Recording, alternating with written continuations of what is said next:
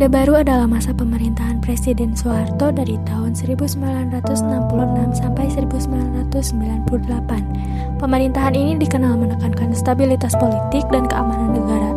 Namun, dalam upaya menjaga stabilitas tersebut, terjadi berbagai peristiwa yang diduga melanggar hak asasi manusia.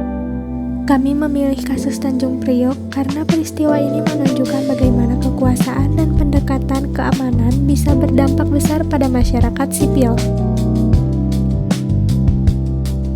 39 tahun lalu, 79 orang menjadi korban kebrutalan ABRI. 24 diantaranya tewas dan 55 lainnya luka-luka. Sekitar 200 orang lainnya ditangkap. Sebuah kebrutalan militer terhadap warga sipil.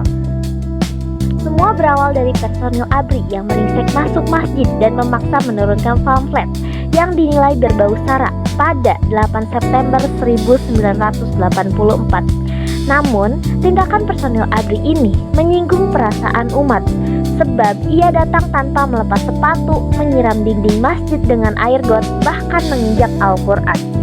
10 September 1984 terjadi cekcok antara pengurus masjid dan personil Koramil. Perseteruan meluas sampai ABRI menangkap 4 orang pengurus masjid. Lalu, 12 September 1984, Mubalik Masjid lewat ceramahnya mendesak aparat untuk melepaskan 2 pengurus tersebut sampai pukul 11 waktu Indonesia Barat. Selepas ceramah, sekitar 1.500 orang telah berkumpul di markas Koramil. Tak diduga, aparat telah mengepung mereka dari berbagai arah. Lalu, moncong senjata telah diarahkan ke masa aksi. Letupan terjadi, ratusan orang bergelimbang di jalan. Priok menjadi lautan darah kala itu. Pada 2014, Joko Widodo berjanji akan menyelesaikan kasus-kasus pelanggaran HAM berat. Namun, hingga kini belum ada titik terang. Setelah reformasi 1998, kasus ini kembali dibuka. Pemerintah membentuk pengadilan HAM ad hoc untuk mengadili pihak-pihak yang diduga bertanggung jawab. Namun dalam prosesnya banyak terdakwa dibebaskan. Hal ini menimbulkan kekecewaan dari keluarga korban. Ini menunjukkan bahwa penegakan HAM bukan hanya soal hukum, tetapi juga soal keberanian politik.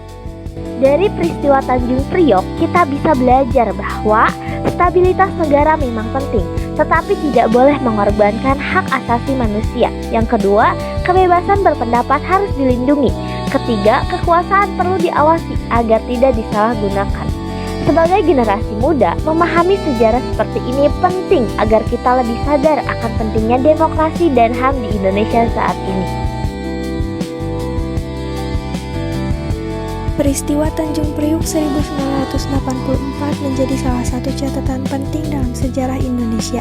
Sejarah bukan untuk membuka luka, tetapi untuk belajar agar kesalahan yang sama tidak terulang. Karena itu, kita perlu terus mengingat dan mengkaji peristiwa ini secara kritis.